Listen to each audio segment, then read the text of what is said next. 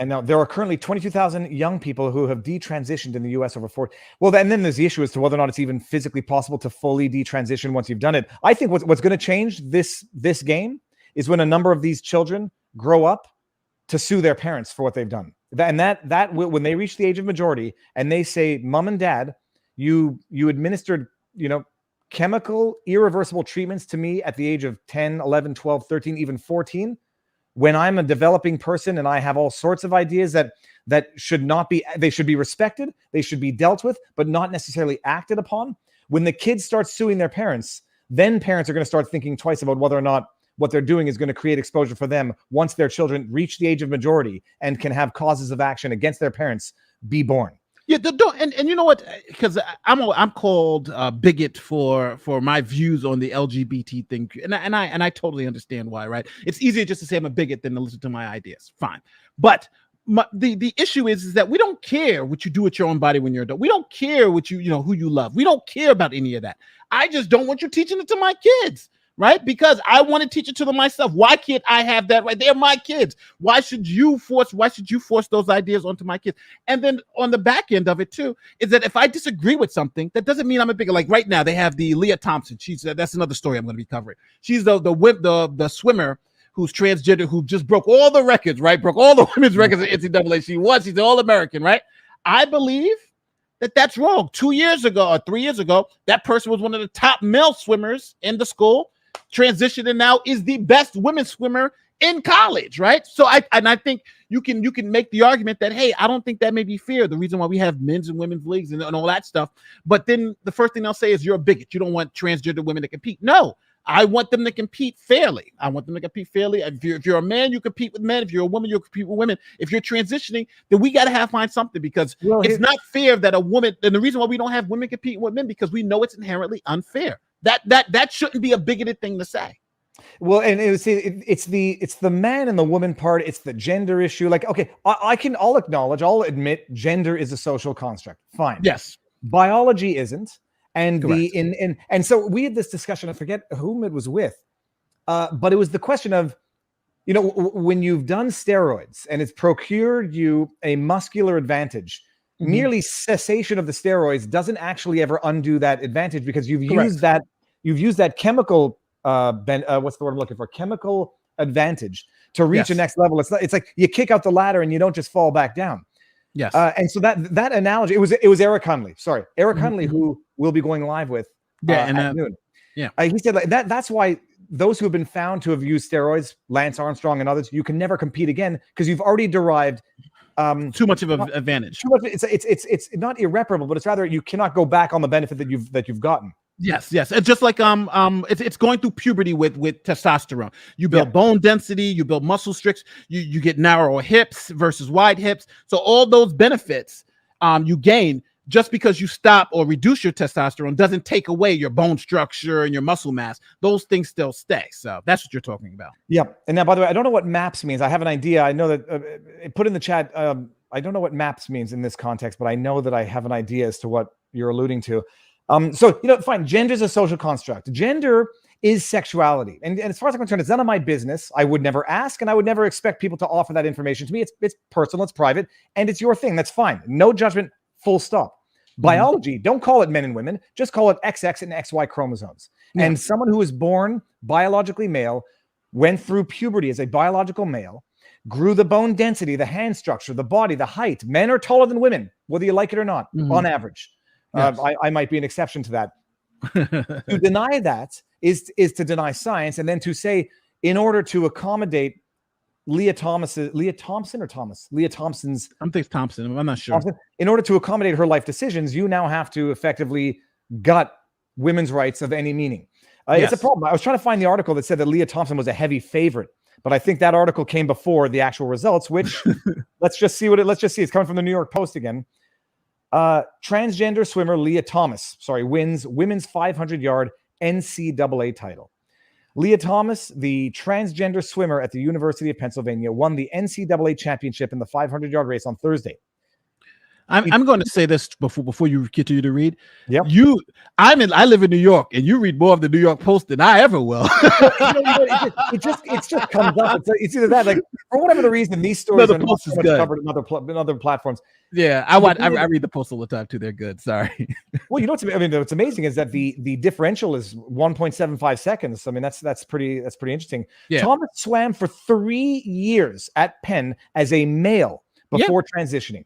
Sat out a year while undergoing testosterone suppression treatment and returned to compete as a woman. So think about this. They had testosterone. They had this heightened level of testosterone for almost 20 something years of their life, right? Building up all that muscle mass, building up all that. Stop for 1 year, right? And then compete with women. And then one thing people didn't really notice is that her first meet they actually recorded. She was so fast that she had finished the race, and the second person hadn't even gone. Like, she had lapped the person by like 3 laps or something like that. So she was waiting. And then the next race, everybody, like, she pulled back. All of a sudden, she wasn't as fast. And this one, she made it tighter because she didn't want to just blow everybody out. Yeah. But the fact of the matter is, when she went full speed, she had lapped them by so much. And that's what people start saying. This is unfair. This is just not fair. And it's not. It's not. I don't care what people say. It's not fair. In the house. Hunley says the steroid argument was mine. Thank you, Hunley. Did you see? Go ahead. I was going to say also the idea that gender is a social construct. Biological males who transition to female are females, but we're imposing testosterone levels because science. So at some point in there, people acknowledge that there is a biological reason to set testosterone threshold limits, but it's all a social construct that needs scientific measurement to rectify the inequality that exists because of biology. I mean, these arguments are mutually incompatible. Yeah, okay, that was what I was going to say. You go for it, Nate. No, it's funny. They had there was a big story. The reason a lot of people may not realize how the transgender story really blew up, and it actually started in Connecticut, where it was 2 black athletes. What they did, they were there were two male athletes on the track team, and they couldn't get into I think you need to get like to the top 5 or something like that to be able to go on to state. So what they did was they said, well, we are going to identify ourselves as women now, and started identifying themselves as women, and then ran on the women's team. So this would give you still the same advantages as being in the men's team, because the men, you get their scholarships. So they went and then they broke all the records for all the women's team. So some students then sued, some female students sued, saying, well, this is just not fair. The reason why we have women versus men's sports is because, we can't compete with men. And now what you just did is to have 2 men essentially put on, outfits and run with women, and now are the top 2, quote unquote women of the thing. So that's kind of how this all started. And now, you'll hear the propaganda on one side saying, well, there is actually no difference when you stop, and they should be allowed to do this. And what they say everybody there's a competitive advantage all the time between even women. But the fact of the matter is, the reason why we have women's leagues and men's leagues is because we know the advantage between men and women is so extreme that, if you would essentially kill women's sports, and that's essentially what this could lead to. Now, what the answer is, I don't know. I'm not saying that transgender people shouldn't compete in sports, but I think it's one of the biggest things that has changed my mind about this thing is that we always see men transitioning to women's sports. I've never seen a woman who transitions to being a man then compete in men's sports. I've just not seen it. And I mean, this it'll sound weird, but by the way, Hunley, if you're watching, I just sent you the link if you want to pop in on the stream before your stream. I have once we acknowledge, once we can just state objective facts, testosterone is an advantage for muscular growth, bone density, and a number of other things, which is why biological males have a biological advantage over biological females by and large. There's a lot of women out there who can beat me at a lot of things. We're just talking at the upper echelon of competitive sports, where once you filter out all of the mediocrity like myself, when you get to the cream of the crop of competitive athletes in respective genders, there are biological differences that will make virtual certainty of certain outcomes, with certain exceptions potentially. And then there's other sports where I don't think biology makes the slightest difference. Darts is one that I'm thinking of. I don't understand why men consistently win at darts. There have been women that make it there, that get into the competitive level. I don't understand why in that sport, where muscle is a factor, but not a determinant one. Why that's the case? We got Hunley in the back. Hold on. Oh, Hunley's coming in. But Eric, I forgot. It doesn't matter. Hunley, how goes the battle, sir? I'm here. I got dressed for the conversation. Eric is wearing my merch. I'm wearing Lonely Island, and Nate's promoting Super Mario. Nintendo. Isn't their use of the term social construct a way to invalidate the fact that these are just defined, proven biological tendencies? Shouldn't we stop using language designed to cause societal chaos? Nah, gender is what how you feel is different than what you are. That's bottom line.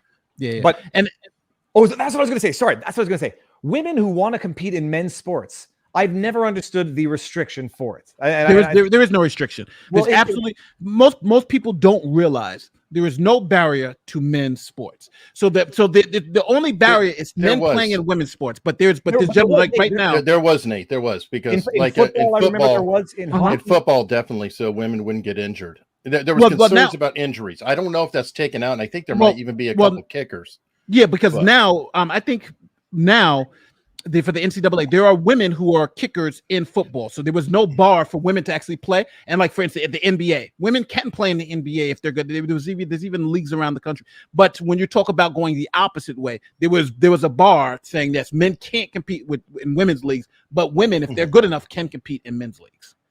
No, I remember with Manon Rhéaume in hockey. I don't know if they changed the rules. Water polo. Emily was on a men's team. Emily D. Baker. And who was the female kicker that kicked for football? And that was a big deal. I thought they had changed the rules to allow for it after petitioning. But the idea of preventing injury, look, we saw it. What happened with the trans fighter in the UFC? Look, injury happens. So whether or not it was directly related to the trans fighter fighting a biological female, people get injured all the time. But there's a reason why you have sex divisions and weight divisions. I mean, it's good point on weight. Yeah, science. Here's the story. It's 90 seconds, but here's the story about the thing that started this whole mess with. I'm going to pull it up. Yeah, it's right there. It's on the shared screen. Do this. Oh, look at the beautiful layout. Okay, go for it. Yeah, good evening, Mike and Keisha. Now, the track runners, you might remember, filed How do I bring up the audio? Here, I got it. They hope this lawsuit that they filed today will make a change quicker as they see their high school sporting careers winding down. Now, the ACLU speaking out today, they're representing the interest of transgender athletes. They say American Civil Liberties Union should be about inclusion. 4 times inclusion I races fast enough to unless you're a woman. Championship. Tough shit. Twice I finished well enough to win an All New England award. And yet, each of those times, I've been displaced by a biological male. For the first time, Chelsea and she becomes the bigot in all of this. Mm-hmm. A woman's Title IX advocate. Senior Selena Soul and Alana Smith of Danbury say competing against transgender athletes is robbing them of a fair playing field. And that's why they're filing suit against the Connecticut Interest. And they can also be called transphobic, victimized twice. A handful of boards of education. These girls are losing irretrievable opportunities to medal, to win championships, and to experience the thrill of victory. The CIAC says they've been committed to providing equal opportunities to all student athletes.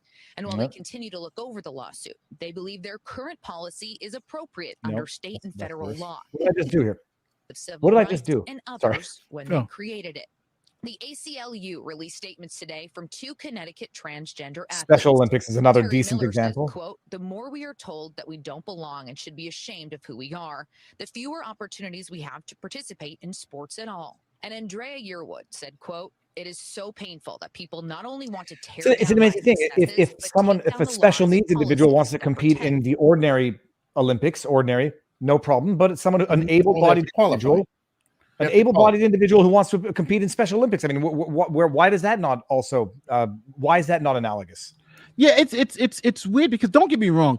You know, I feel for someone who says, "Hey, I want to still compete in sports, but I believe." But the thing is that there's some line here, and there's fundamental fairness, and I just don't think.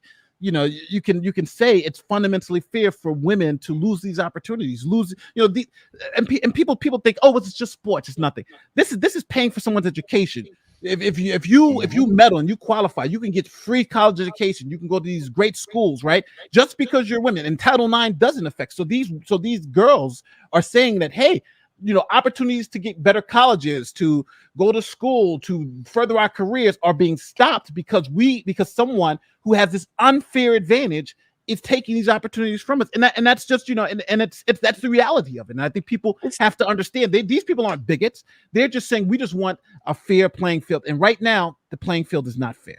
It's an interesting thing. And I'm just thinking out loud now, is that there is an element of choice in this that people don't actually factor in.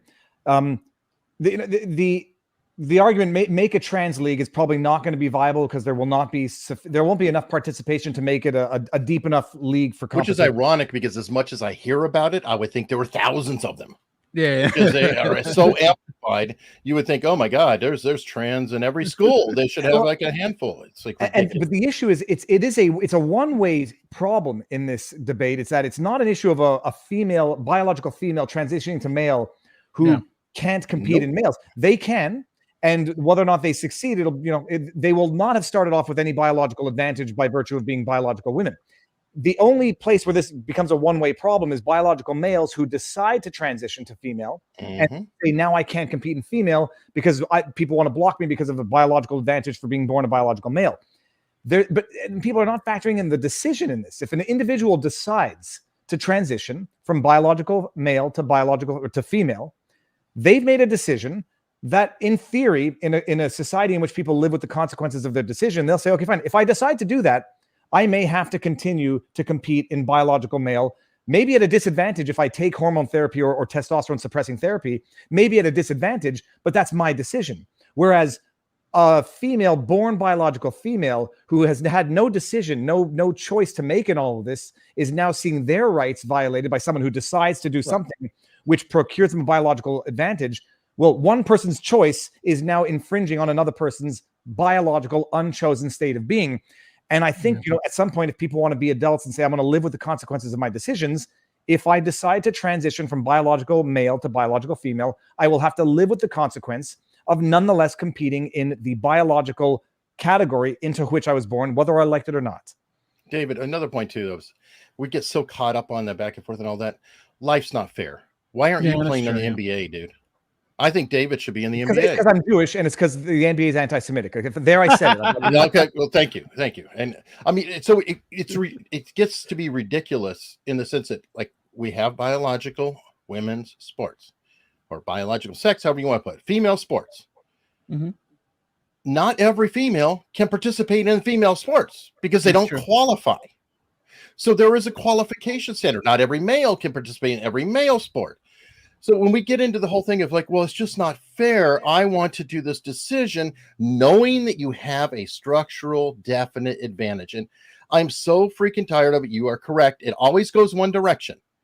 Some of these things are really, really simple. And you have to wonder, why is it we're still talking about it? Because it's so blatantly obvious that all you're doing is throwing a bunch of feelings and language and everything else at it, but you're not expressing the very basic fact that if it was truly meaningless, you would have female to males transitioning and jumping on the male team.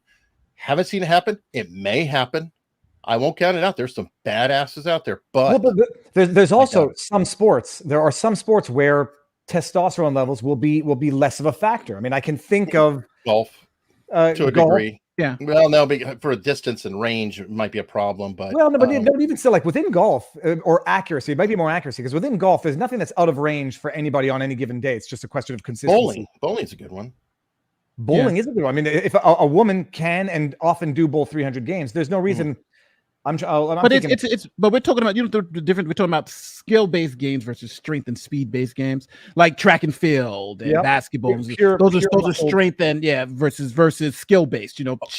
Ultra running actually starts to even it out. That's one thing that's interesting. And if you look at the more distance there is, the tighter the band will be, and you'll see that the top females sometimes win the race, or are a same number in the top 10, or represent themselves percentage-wise as much or more than men. And long distance swimming too. Yes, good point. Women live longer than men, and so like if the competition, if the Olympics is just live longer, women are going to have that advantage all the time. Not only is bowling a sport, sir, bowling is a highly scientific, very, very fine-tuned sport. And by the way, like, so yeah, I'm short. I could never play. They don't have to set a height limit in basketball. You'll have your anomalies, like there was Muggsy Bogues. Muggsy Bogues is the one I'm thinking of. Yeah. But when I used to do Greco-Roman wrestling in high school, grade 7, grade 8 and 9, I weighed like 155. I haven't really changed physically since grade 8 or 9. So I was a 13-year-old kid, and because of my weight category, I was wrestling guys in grade 11, and it was unfair on the one hand. I lacked the experience. I really ultimately lacked the muscle tuning, but I had the mass. But such is life. I wasn't asking to wrestle in the 120 weight category. Oh, yeah. All right. Yes, I did read Born to Run. It's a great book.